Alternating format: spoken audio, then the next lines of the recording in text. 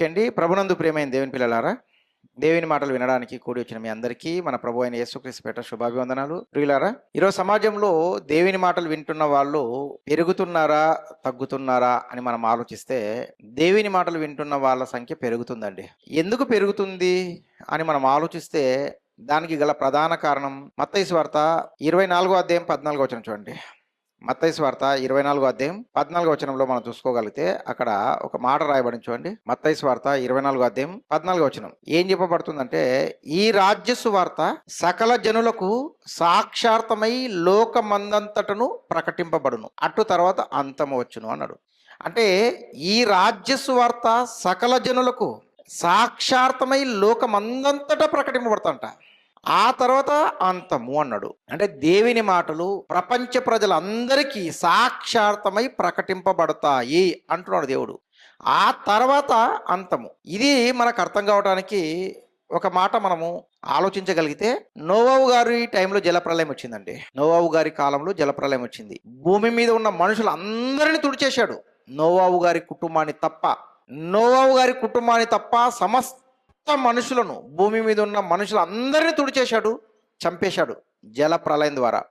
అప్పుడు దేవుడు ఏం చేశాడంటే, దేవుని మాటలు అందరికీ ప్రకటింపబడాలి, అందరికీ వినిపించాలన్న సదుద్దేశంతో ఓడ నిర్మాణానికి 100 సంవత్సరాల కాలం పడితే, ఆ 100 సంవత్సరాలు దేవుడు ఏం చేశాడు, సువార్త ప్రపంచ ప్రజలందరికీ వినిపించాడు. ఏ విధంగా ఓడ నిర్మాణం జరుగుతుంది ఆ విధంగా చూపించాడు. అలాగే యేసుక్రీస్తు వారు కూడా ఆత్మరూపిగా వెళ్ళి ప్రకటించెను అనే మాట చూస్తాం. అంటే ప్రపంచంలో ఉన్న జనులందరికీ కూడా నోవాహు గారు కడుతున్న ఓడ గురించి, ఓడ నిర్మాణం గురించి, జలప్రలయం గురించి దేవుడు ఆత్మ ద్వారా ప్రేరేపించాడు. అలాగే నోవాహు గారు ఓడ నిర్మాణం ద్వారా చూపించాడు. అరణ్యంలో ఓడను కడుతున్నాడు, చాలా పెద్ద ఓడ, 100 సంవత్సరాలండి. 1 కాదు 2 కాదు, 100 సంవత్సరాలు నిర్మాణం. అంటే దేవుని మాటలు వినకుండా, దేవుని మాటలు చేరవేయకుండా లోకానికి అంతం రాకూడదు. కనుక యావత్తు ప్రపంచ ప్రజలందరికీ ఆ రోజు జలప్రలయం ద్వారా నాశనం జరుగుతుంది అన్న ఇన్ఫర్మేషన్ దేవుడు అందరికి చెప్పేశాడు. అలాగే ఇప్పుడు మన మత్తయి సువార్త 24వ అధ్యాయం 14వ వచనంలో ఏం చదువుకుంటున్నామంటే, ఈ లోకానికి అంతం ఎప్పుడు ప్రభు అని మనం అడిగితే, ఈ రాజ్య సువార్త సకల జనులకు సాక్షార్థమై లోకమందంతటా ప్రకటింపబడును అన్నాడు. సాక్షార్థమై చెప్పారా లేదా, విన్నారా లేదా, సాక్షార్థమై ప్రకటింపబడుతుంది, అటు తర్వాత అంతం అంట. కనుక ఆలోచించండి, దేవుని మాటలు వింటున్న వాళ్ళ సంఖ్య పెరుగుతుంది తప్ప తగ్గదు. దేవుని మాటలు యావత్తు ప్రపంచ ప్రజలందరికీ వినబడతాయి, తెలుస్తాయి. అందరూ కూడా దేవుని మాటలు వినిన తర్వాత, తెలుసుకొనిన తర్వాత ఈ లోకానికి అంతము వస్తుంది. అంటే లోకమందంతటా ఈ రాజ్య సువార్త ప్రకటింపబడుతుంది. కానీ దేవుని నమ్మిన వారు, దేవుణ్ణి ఎరిగిన వాళ్ళు, వాళ్ళ జీవితాలు మారవు. విశ్వాసులు కాస్త అవిశ్వాసులుగా మారిపోతారు. దేవుని మాటలు విన్నారు, తెలుసుకున్నారు, విశ్వాసులుగా మారిపోయారు, కానీ వాళ్ళ జీవితం మారలేదు. వాక్యం వినినా, వాక్యము తెలిసిన వాళ్ళ జీవితాలు మారవు, వాళ్ళ బ్రతుకులు మారవు. దానికి గల కారణం ఏమిటంటే, ఈ లోకంలో, మనమున్న ఈ లోకంలో ఒక శక్తి ఉంది. ఏ శక్తి? దుష్టశక్తి. ఆ దుష్టశక్తికి ఉన్న ఆలోచన ఏంటంటే, నాకు దక్కని పరలోకం దేవుని పిల్లలకు దక్కకూడదు, నాకు దక్కనిది దేవుని పిల్లలకు దక్కకూడదని తీర్మానం చేసుకొని మన మీద విపరీతంగా దాడి చేస్తూ మనందరినీ కూడా పరలోకానికి వెళ్లకుండా, విశ్వాసులుగా ఉండకుండా అవిశ్వాసులుగా మారుస్తున్నాడు వాడు. వాడి గురించి ఒక మాట రాయబడిందండి. యెషయా గ్రంథము 14వ అధ్యాయం 17వ వచనంలో, భూమిని కంపింపజేసి రాజ్యములను వణికించిన వాడు ఇతడేనా, లోకమును అడవిగా చేసి దాని పట్టణములు పాడు చేసిన వాడు ఇతడేనా అని తాను చెరపట్టిన వారిని, అంటే అపవాది ఎవరినైతే చెరపడుతుందో, మీకు విషయం తెలుసో లేదు, భూమి మీద ఉన్న సమస్త మానవులను చెరపడుతుంది. ఎలా చెరపడుతుంది అనుకుంటున్నారా? ఎలా పట్టుకుంటుంది అని మీరు ఆలోచిస్తే దాని యొక్క తంత్రాలు ఈరోజు మనుషులకు అర్థం కావట్లేదు. అపవాది యొక్క తంత్రాలు మనిషికి అర్థం కావట్లేదండి. భూమి మీద ఉన్న సమస్త మానవులను చెరపడుతుంది. ఎలా అంటే, ఎలా చెరపడుతుందో ఆ మాట చూస్తా అంటే చూడండి ఒకసారి. హబక్కూకు గ్రంథం 1వ అధ్యాయం 15వ వచనంలో అపవాది ఏం చేస్తుందంటే, అపవాది అనేవాడు గాలము వేసి ఏమేశారంట? గాలము. మనం చేపలు పట్టడానికి గాలం వేస్తాం, వాడు మనుషులు పట్టడానికి గాలం వాడుతున్నాడు. చెర పట్టడం అంటే ఏంటో మీకు చెప్తున్నాను. వాడు మనుషులను ఎలా చెరపడతాడు? వాడు అపవాదైన వాడు గాలము వేసి మానవులందరినీ గుచ్చి లాగాడంట. చేపలు పట్టడానికి ఏం చేస్తామండి? ఎర వేసి చేపలు పడతాం కదా. వాడు గాలం వేసి ఏం చేశాడంట? మానవులందరినీ గుచ్చి లాగాడంట. ఉరులు ఒగ్గి చిక్కించుకొనుచున్నాడు. వాడు తన వలతో మనుషులను వారిని కూర్చుకొని సంతోషపడి గంతులు వేస్తున్నాడంట. అపవాది తంత్రాలు ఎలా ఉంటాయో మనిషికి అర్థం కావట్లేదు. వాడు మనుషులందరినీ గాలం వేసి పట్టుకున్నాడు, చెరపట్టాడు. ఏంటి వాని గాలానుకున్న ఎర అనుకుంటున్నారా? వాడి గాలానుకున్న ఎర ఏంటి చూస్తారా? రోమీలకు రాసిన పత్రిక చూడండి. రోమీలకు రాసిన పత్రిక 11:9. వారి భోజనము వారికి ఉరిగాను, బోనుగాను, ఆటంకముగాను, వారి క్రియలకు ప్రతిఫలముగాను ఉండునుగాక అన్నాడు.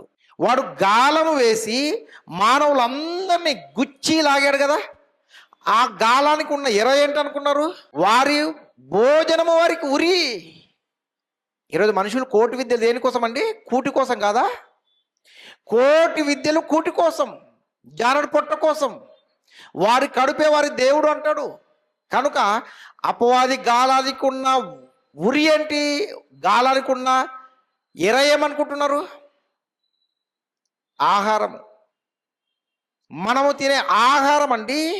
ఆహారాన్ని ఎరగా చూపించి మనలందరినీ గుచ్చి లాగాడు వాడు. మన భోజనాన్ని మనకు ఎరగా చూపిస్తున్నాడు వాడు. ఎవరు? అపవాది. అందుకే అంటాడు ఇక్కడ రోమీలకు రాసిన పత్రిక 11:9 వారి భోజనము వారికి ఉరిగా మారిపోయింది, బోనుగా మారిపోయింది, ఆటంకముగా ఉంది, వారి క్రియలకు ప్రతిఫలముగా ఉంది అంటాడు. మీకు అపవాది తంత్రాలు తెలియాలి. అప్పుడే మనం అపవాది బారి నుండి కాపాడబడతాం. మన శత్రువు యొక్క కుట్రలు తెలియకపోతే శత్రువుని ఎలా జయిస్తామండి? శత్రువు గురించి బాగా తెలిసి ఉండాలి. దేవుని గురించి ఎంత తెలుసో అలాగే మన శత్రువు అపవాది గురించి తెలుసుకోవాలి. దేవుడే అన్నాడు, మీ విరోధి అయిన అపవాది గర్జించు సింహం వలె ఎవరిని మృంగుదునని వెతుకుతూ తిరుగుతున్నాడు అన్నాడు పేతురు పత్రికలో. అంటే అపవాది ఏం చేస్తున్నాడు? విశ్వాసుల సంఖ్య పెరుగుతుంది. ఈ రాజ్య సువార్త సకల జనులకు సాక్షార్థమై ప్రకటింపబడుతుంది. విశ్వాసుల సంఖ్య పెరుగుతుంది. కానీ ఆ విశ్వాసులకు వాడు ఏం చేస్తున్నాడు? అవిశ్వాసులుగా మారుస్తున్నాడు. విశ్వాసం లేని వారిగా మారుస్తున్నాడు. దేవునికి పనికిరాని వారిగా మారుస్తున్నాడు. భ్రష్టులుగా మారుస్తున్నాడు. తాను చెరపట్టిన వారిని అపవాది మనలందరినీ చెరపట్టాడు. మీకు యేసుక్రీస్తు వారు కూడా భూమికి వచ్చాడు కదండి. అప్పుడు అంటాడు కదా, వాడు ఏమంటాడు అంటే, ఈ లోక రాజ్యములు నాకు అప్పగింపబడి ఉన్నాయి. రాజ్యం అంటే ఎవరు? రాజ్యం అంటే మనుషులు. ఈ మనుషులందరూ నన్ను పూజిస్తున్నారు, నన్ను ఆరాధిస్తున్నారు. ఈ మనుషులమైన పెత్తనం నాది అంటాడు వాడు. కనుక తాను చెరపట్టిన వారిని, భూమి మీద ఉన్న సమస్త మానవులను చెరపట్టాడు వాడు. తాను చెరపట్టిన వారిని తమ నివాస స్థలమునకు పోనీయని వాడు. మనం ఎక్కడి నుండి వచ్చామండి? దేవుని యుద్ధ నుండి వచ్చాము. అక్కడికి తిరిగి పోనీయని వాడు వీడు. పరలోకానికి తిరిగి వెళ్ళనీయని వాడు. అడ్డుకుంటాడు, ఆటంకపరుస్తాడు. వీని గురించి మరొక మాట చూసుకుందామండి. ప్రకటన గ్రంథంలో ఎలా ఉంటుందంటే, మనం పరలోకానికి వెళ్ళకుండా ఎలా ఆటంకపరుస్తాడో ఒకసారి చూడండి. పరలోకానికి వెళ్ళకుండా ఎలా ఆటంకపరుస్తాడో చూడండి. ప్రకటన గ్రంథం 2:10 చూడండి. ప్రకటన గ్రంథం 2:10 ఏం చేస్తాడు అపవాది చూడండి. ప్రకటన గ్రంథం 2:10 మీరు శోధింపబడినట్లు చెరపడతాడని తెలుసు కదా, అలాగే శోధిస్తాడు కూడా. మీరు శోధింపబడినట్లు అపవాది మీలో కొందరిని చెరలో వేయిస్తాడంట. ఎక్కడ? చెరసాలలో. మొదటి శతాబ్దంలో చూడండి, భక్తులను చూడండి, ప్రవక్తలను చూడండి, అపోస్తులను చూడండి. వాళ్ళ జీవితాలన్నీ చెరసాల పాలు చేయలేదా? శ్రమల పాలు చేయలేదా? నిందల పాలు చేయలేదా? ఎవరినండి వాడు బ్రతకనిచ్చాడు?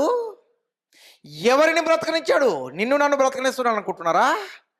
లోకంలో కలిపేశాడు కనుక బ్రతుకుతున్నాం మనం. దేవుని కోసం బ్రతుకు. ఎన్ని శ్రమలు వస్తాయో, ఎన్ని నిందలు వస్తాయో తెలుస్తుంది నీకు.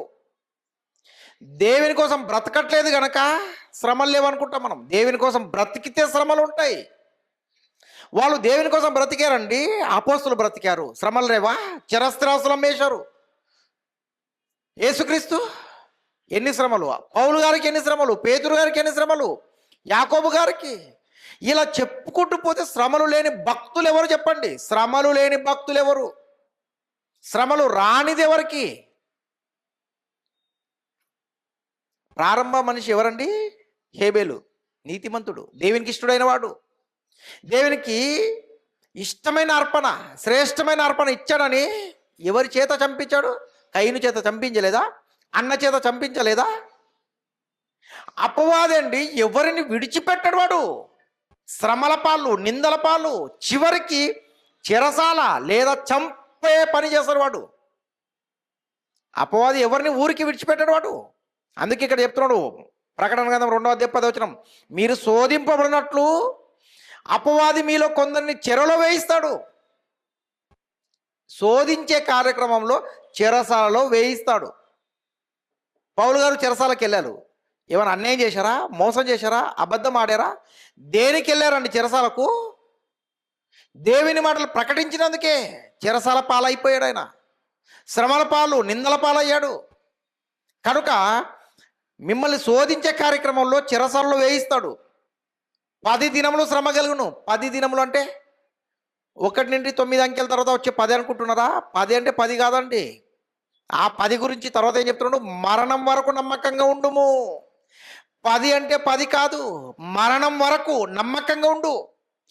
నేను నీకు జీవక్రీటము, జీవాన్ని బహుమానంగా ఇస్తానంటున్నాడు. జీవాన్ని, శాశ్వతంగా జీవించే జీవాన్ని బహుమానంగా ఇస్తాను. దేవుడు చెబుతున్న మాట అండి. ఈరోజు భూమి మీద దేవుని మాటలు వింటున్న వాళ్ళ సంఖ్య పెరుగుతుంది. ఈ రాజ్య సువార్త సకల జనులకు సాక్షాత్మై ప్రకటింపబడుతుంది. కానీ వాళ్ళ సంఖ్య ఏ విధంగా మారిపోతుంది? దేవుని నమ్మిన వారి సంఖ్య, దేవుని నమ్మిన వారి సంఖ్య అండి అవిశ్వాసుల జాబితాలోకి వెళ్ళిపోతుంది. దేవుని నమ్మని వారి జాబితాలోకి వెళ్ళిపోతుంది. ఎందుకంటే అపవాది అనేవాడు తెలివిగా ఏ వాక్యం చేత పట్టుకొని నువ్వు దేవుని దగ్గరకు వచ్చావో అదే వాక్యం చేత నిన్ను దారి మళ్ళిస్తాడు. నీ పొట్టకూటి కోసము దేవుని నమ్మమంటాడు, లేదా ఈ లోకంలో ఉన్న ఆశలు, ప్రలోభాల కోసం దేవుని నమ్మమంటాడు. క్రైస్తవులు అందరినీ కూడా నామకార్థ క్రైస్తవులుగా మార్చేశాడు వాడు. పేరుకే క్రైస్తవులు, నామకార్థ క్రైస్తవులుగా మార్చేశాడు. పేరుకే క్రైస్తవులు, క్రియలు లేవు. క్రియలు లేని విశ్వాసం మృతము. కనుక క్రియలు లేని విశ్వాసులుగా మార్చేసింది తప్ప క్రియలు చేస్తున్న వారిని ఎవరిని మృంగుదనని వెతుకుతున్నాడు. క్రియలు చేస్తున్న వారిని శ్రమల పాలు, నిందల పాలు, అవమానాల పాలు, చివరికి చెరసాల పాలు చేస్తాడు వాడు.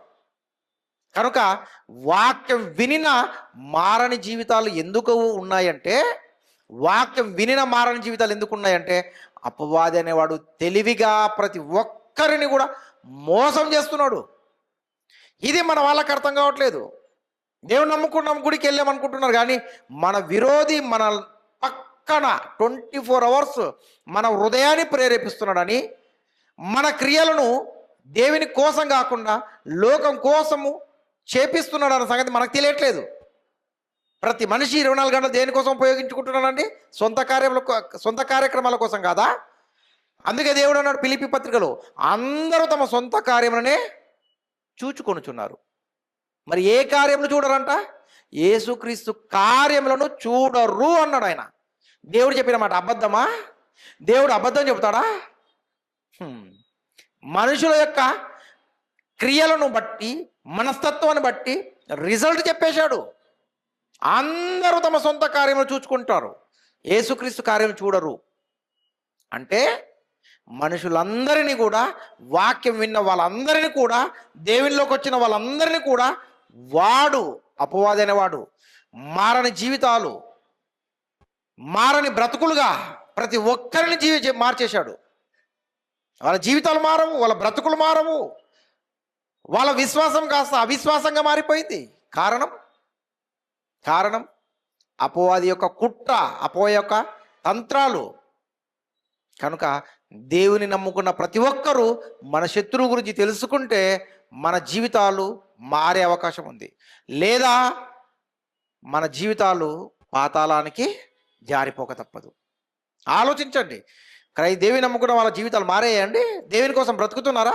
దేవుని మాటలు చెబుతున్నారా? దేవుని మాటలు నేర్చుకుంటున్నారా? కనీసం వాళ్ళ పిల్లలతో, వాళ్ళ భార్యతో, భర్తతో కూడా మాట్లాడుకోవట్లేదండి.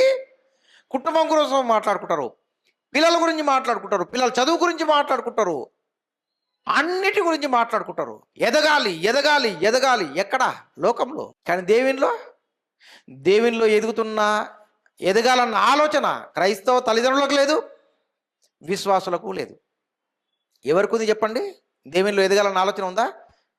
కనుక వాక్యం వినిన మారని జీవితాలు, వాక్యం తెలిసిన మారని జీవితాలు అనేక మంది క్రైస్తవుల జీవితాల్లో ఉన్నాయి. మన విరోధి అయిన అపవాది మనలందరినీ కూడా తాను చెరపట్టాడు